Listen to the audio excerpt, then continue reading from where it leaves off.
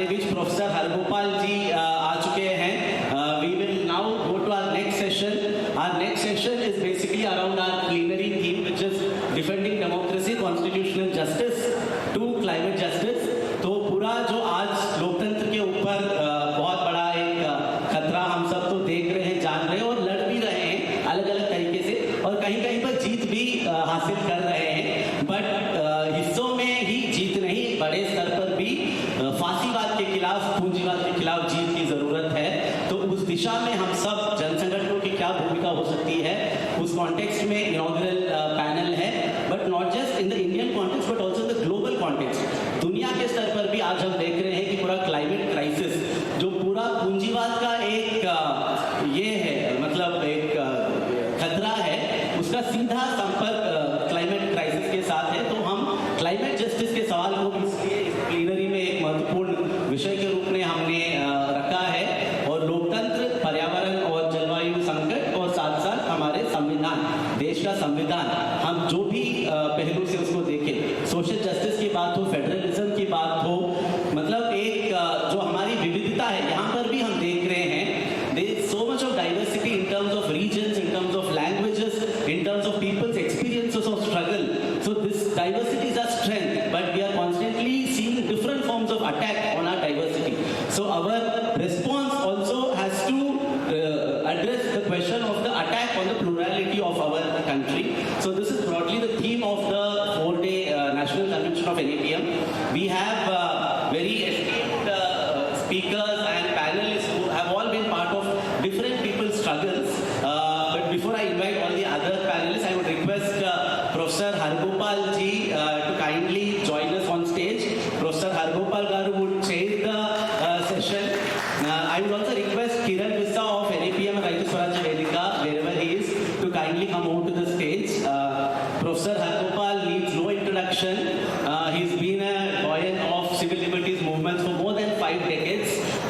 Professor Hargopal ji जो है हमारे देश में लोकतंत्र बचाने की लड़ाई के एक प्रकार के अगवाकार रहे हैं, और बहुत सारे APCLC का इतिहास से लेकर, मतलब all India forum for right to education की का सवाल हो, या बहुत सारे मंचों के साथ बहुत सक्रिय रूप से जुड़े हैं. हैदराबाद सेंट्रल यूनिवर्सिटी में कई दशकों तक पढ़ाते रहे हैं, और अभी भी लगातार किसी न किसी मीटिंग में, किसी न किसी प्रगतिशील पहल में जुड़े रहे हैं. तो हैदराबाद में in fact professor Hargopal is part of our organising team as well. So we are very thankful to professor Hargopal for being our mentor and guide in this entire national convention.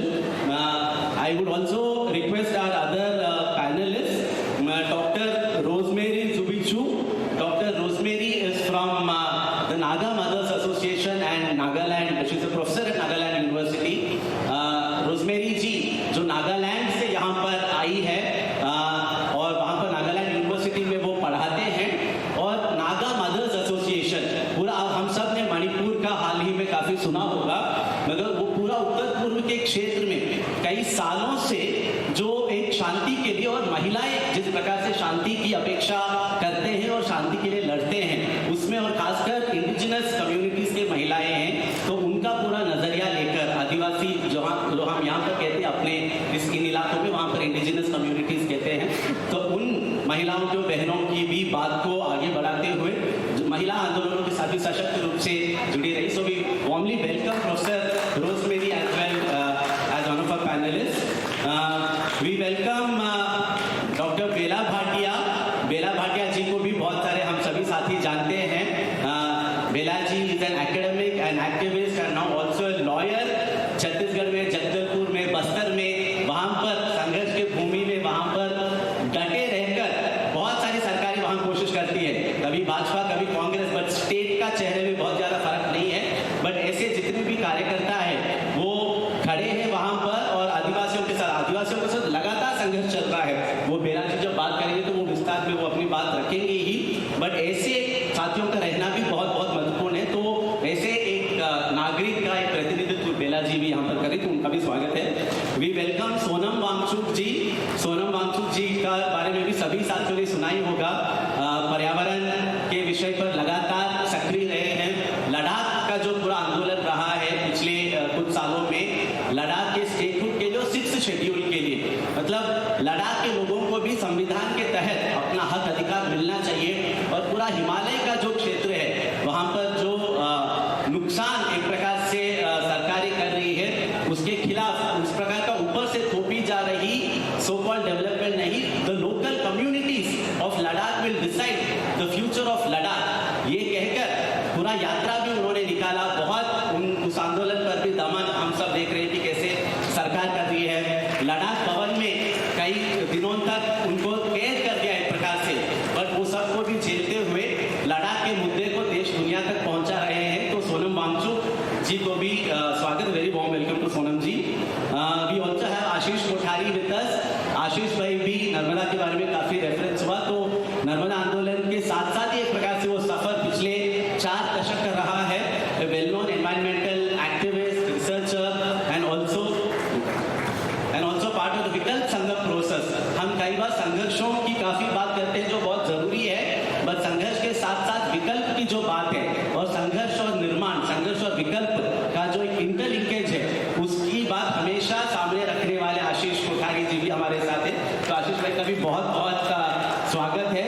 और जब बात करेंगे फ्लावर ऑफ ट्रांसफॉर्मेशन, परिवर्तन का फूल, उसके बारे में, उसकी खुशबू के बारे में भी वो बात रखेंगे। We have with us advocate Shahrukh Alam. Shahrukh ji भी सुप्रीम कोर्ट में प्रैक्टिस करते हैं कई सालों से, और आज हम सब ने सुना है जो बुलडोजर बाजी जो चल रही है, ये बुलडोजर बाजी के खिलाफ सुप्रीम कोर्ट में खड़े होकर न्याय के लिए लड़ने वाली हमारी बहन शाहरुख आलम, एडवोकेट शाहरुख आलम हमारे बीच है, तो उनका भी बहुत बहुत हम स्वागत करते हैं। And finally we have with us our very own Medha Patkar दीदी। मेधा दीदी नर्मदा बचाओ आंदोलन, NAPM सबकी साथी, लगातार साथी, कार्यकर्ता, नेत्री, कॉमरेड, तो मेधा दीदी का तो परिचय की जरूरत हम सभी जानते हैं। बट हर संघर्ष में पहुंचना, साथ में खड़े रहना, एकजुटता देना, फॉलो कर, मतलब एक कार्यकर्ता की जो एक भूमिका है, ये शायद हमें से बहुत लोगों ने मेधा दीदी से सीखा है कि क्या एक जिम्मेदारी होती है।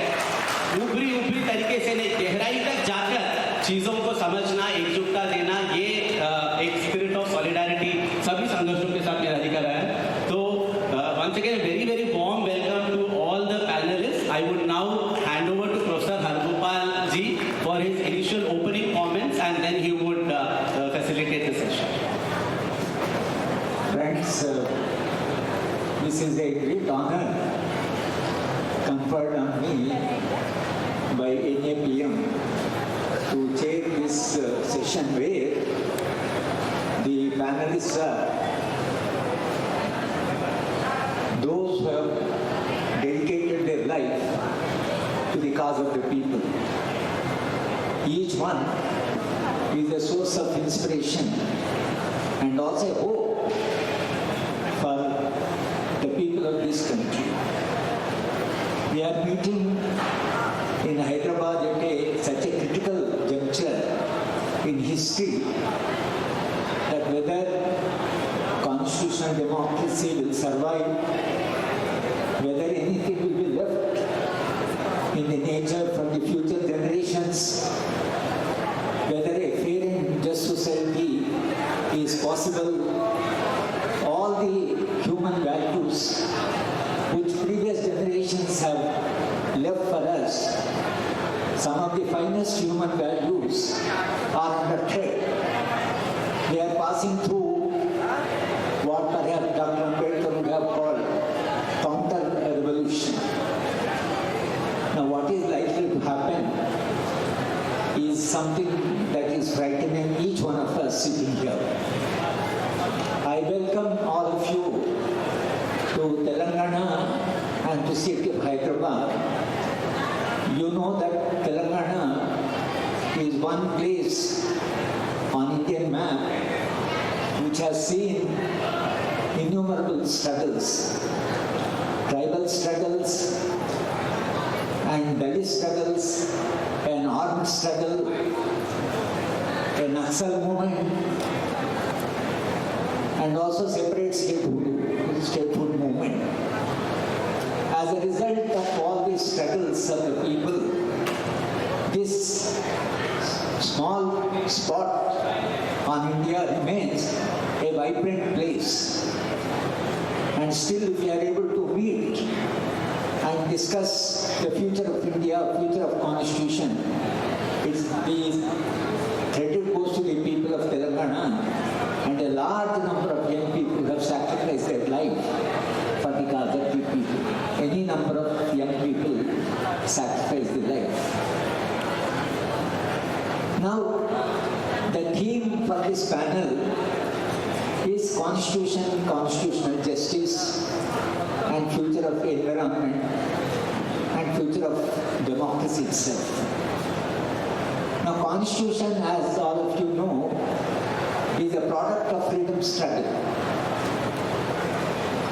And it's also a product of tribal struggles, Dalit struggles, and innumerable people struggles. And therefore, Constitution incorporates certain values. If you look at preamble of the Constitution, now if you are talking about that, those values inscribed in the preamble and part 3 and part 4 of Indian Constitution, there is a vision for future of India. What type of constitutions normally are legal documents, where the law distributes power between the various organs of the government. But Indian Constitution is different. Indian Constitution has a philosophy. It has a vision for the future. And what type of Indian society we want to create? Constitution gives us a direction. A society where there is liberty, equality, fraternity, justice, and these values, which are not products of one generation or two generations, is a product of several generations before us. And they left these values, and Constitution incorporated those values. And instead of Indian state working toward those values, now we have reached a point whether these values will continue or they will be completely destroyed. It's a very critical point. Whether such meetings are possible in future, one doesn't know.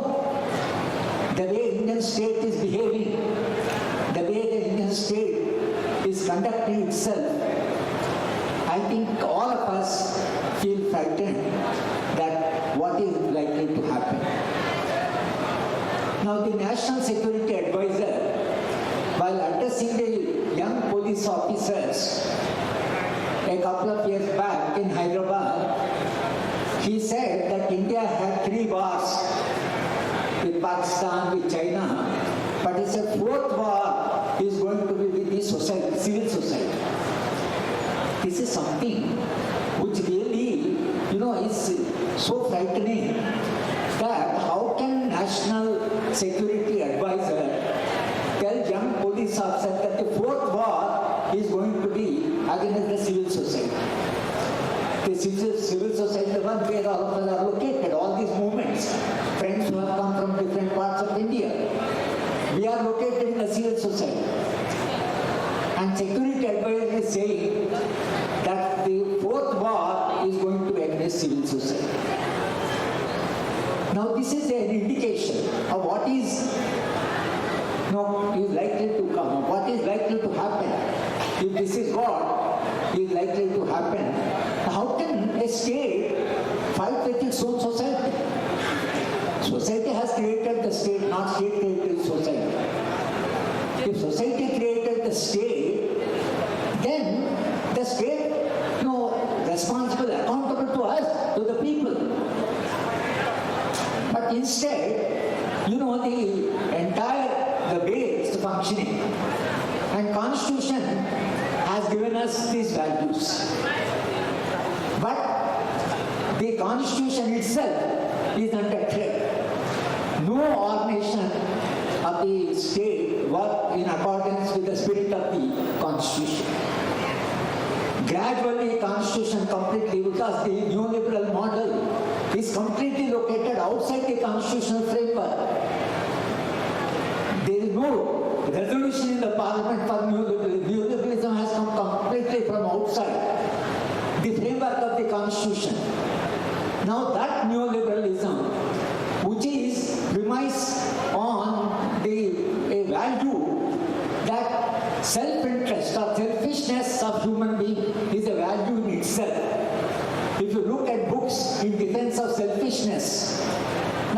saying human being has to be selfish. And those human beings, all these panelists, most of us sitting here, according to neoliberalism, we are not full human beings because we are not selfish human beings. They are saying selfish human beings, a complete human being. And selfless human beings are weak, vulnerable, incomplete. Only such human beings have concern, compassion for others. But there is no need for human beings to be concerned about others. They should live a full life. Selfishness, negotiating, selfishness, mediating their relations. The axiomatic base of the entire, even capitalism, which also talks of self-interest, but also talks of the others, moral sentiment. But today, neoliberalism now says that be selfish. Now, friends, if this is the philosophy of neoliberalism, now obviously this is a neoliberalism which is going to dehumanize the society. The process of dehumanization we have seen.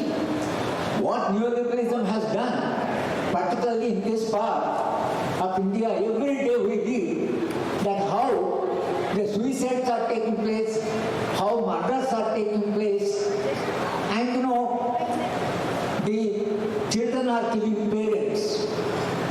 Wife is killing the husband, husband is killing the wife, and friends are killing each other, contractors are killing each other, and daughter-in-law killing mother-in-law, mother-in-law killing. This is one thing, that all human relations are being completely destroyed. They are just collapsing. So therefore, this process of dehumanization is one thing that we are deeply concerned. What happens to human being? Instead of the society being humanized, society being democratized, civilization furthering itself, instead we are passing through totally in a opposite direction. That's what is the concern of each one of us sitting here. Each one of is concerned. Now, if you abandon the Constitution of India, what is the alternative? What is this Hindu Rashtra that they are talking? What is the Hindu Rashtra? If they talk of the Hindu Rashtra, then if Hindus are to be in power, yes, Hindus are in power. If Hindu ideology, yes, they are pursuing their own ideology, but still they want Hindu Rashtra. What is that you want beyond what is prevailing now? That means they want a Hindu society, not Hindu Rashtra, but Hindu society. What is this Hindu society? Now, Hindu society, according to their own understanding, is a Brahminical. Now, obviously, if you are moving backwards in the history, then you can't move backwards unless you become totally authoritarian and fascist. Fascism is a product of this entire ideological, architecture, which believes that, the society should be authoritarian, it should be hierarchical, it should be hegemonic. That is the type of society they would like to create. Now, obviously, those who are concerned about the future, each one of us still who remain a little human within us. There is a human still left in us. That's why you are all here.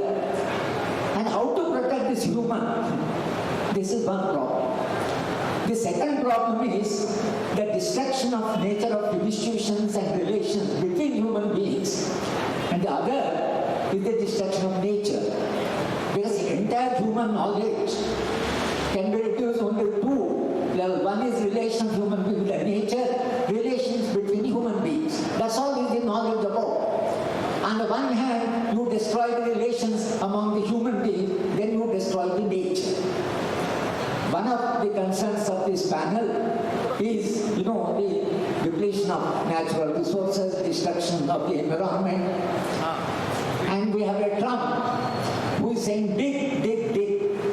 Okay, you dig. And even in India, now in Chhattisgarh, where Bela Bhatia comes from, she is right in the war zone. Now they are saying that we have to mine very fast. Fast for what? And they want a rate of growth to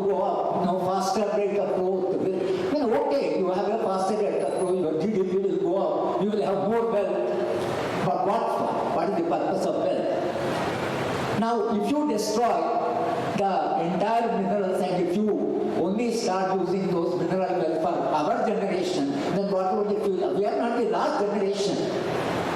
We are only a link between the previous generations and future generations. History is long. What will be for the future generations if you completely destroy the nature? But now they are saying destroying nature is needed. They want to hand over the resources in Buster and different parts of India to corporate. They are very clear on that. But we are raising a fundamental question that if you are destroying the nature and destroying the relationship between human beings, we are asking a fundamental question: what is this development for? I think these are the concerns that we have. And these panelists who dedicated their life for the causes that they believe, they have a ground experience. They have experience working with the people, for the people. And each panelist will share their concern, their experiences, and what is that we have to do. Therefore, the National Alliance for People's Movement is a historical need of the society. Perhaps all the movements, in India have to come together and they have to unite against these fascist forces. Nehru in 1948, when he has written a letter to Jayaprakash Narayan, in his letter, Nehru said, this is September 1948, asking Jayaprakash to join the government and saying that socialist forces should join together.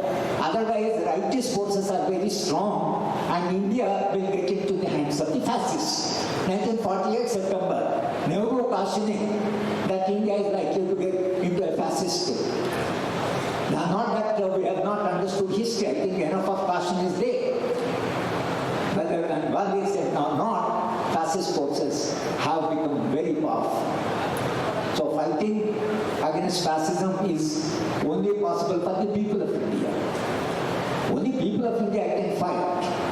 Only people of India can, protect the nature. And how we mobilize the people, how we move with the people, how we, keep on working with the people and raise the consciousness of the people to a point where a counter force, a democratic force can be generated which can rescue the Indian democracy, Indian constitution and Indian environment. It is the people's force. All of you are working with the people and therefore in your own way you are contributing, and we have come here to share our experiences collectively and plan our future, how to go about and how to raise the consciousness of the people. That alone can help the country. It is in that background, it is in this historical juncture all of us are meeting here. I once again welcome all of you to Hyderabad and to Telangana state. Still, you have a little democratic climate, we can meet, we can talk to each other. But even this is not possible in several parts of India. And therefore, we feel very proud that we are in that part of India where we are still the people of Telangana. We hope will protect and also give certain confidence to the rest of the nation that still people's struggles are possible.